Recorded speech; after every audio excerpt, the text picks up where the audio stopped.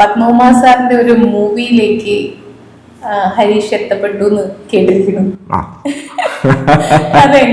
എങ്ങനെ നടന്നു ആ സംഭവം? അല്ല, ഈസി ആക്സസിബിൾ എന്ന് പറയുന്നത് വെച്ചാൽ അത് എല്ലാ ഇൻഡസ്ട്രിയിലും അങ്ങനെ തന്നെയാണ്. കാരണം സിനിമയും പോളിറ്റിക്സും ആണല്ലോ നമുക്ക് ഈസി ആയിട്ട് എത്തിപ്പെടാൻ പറ്റാത്തൊരു എനിക്ക് തോന്നുന്നത്. ബാക്കി എല്ലാത്തിലും നമ്മൾക്ക് ഓരോരോ ഒന്നുകിൽ നമ്മുടെ സർട്ടിഫിക്കറ്റ് നമ്മൾ പഠിച്ചാൽ മതി, അല്ലെങ്കിൽ ഇതൊന്നും ഇല്ലാതിരിക്കുന്ന നമ്മള് സിനിമയിലെ എല്ലാ ഇൻഡസ്ട്രിയിലും അങ്ങനെ ഈസി ആയിട്ടുള്ള പരിപാടിയൊന്നുമല്ല.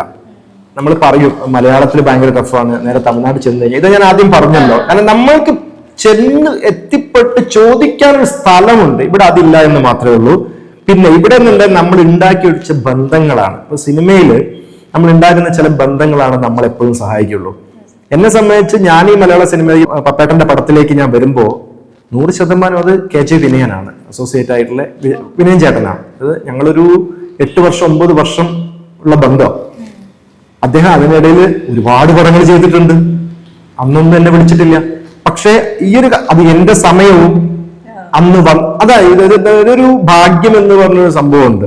ഇപ്പൊ പപ്പേട്ടന്റെ പടത്തിലേക്ക് പപ്പേട്ടൻ പോലും എന്നെ കണ്ടിട്ടില്ല. പക്ഷെ ഇങ്ങനൊരു ക്യാരക്ടർ എന്ന് പറഞ്ഞ സമയത്ത് ഒരു തമിഴ് ടച്ച് വേണം, ഒരു സാധനം ഒരു ക്യാരക്ടർ. അപ്പോ അങ്ങനെ ഒരു സംഭവം പറഞ്ഞപ്പോ വിനയേട്ടൻ ആദ്യം ചൂസ് ചെയ്യുന്നത് എന്നെ. വിനയേട്ടന് 100 ബന്ധങ്ങളുണ്ട്, പക്ഷെ എന്റെ സമയം അവിടെ നല്ലതായത് കാരണം 100% എനിക്ക് അവസരം വന്നു എന്ന് ഞാൻ പറയുള്ളൂ. പിന്നെ നമ്മുടെ പരിശ്രമം, അതല്ലേ ഞാൻ പറഞ്ഞു, 10-15 വർഷത്തെ നമ്മുടെ പരിശ്രമത്തിൽ ഉണ്ടായ ഒരു ബന്ധമാണ് എന്നെ അവിടെ കൊണ്ടേ എത്തിച്ചത്. അതെനിക്ക് നന്നായി ചെയ്യാൻ കഴിഞ്ഞു എന്ന് വിശ്വസിക്കുന്നു. നോക്കാം.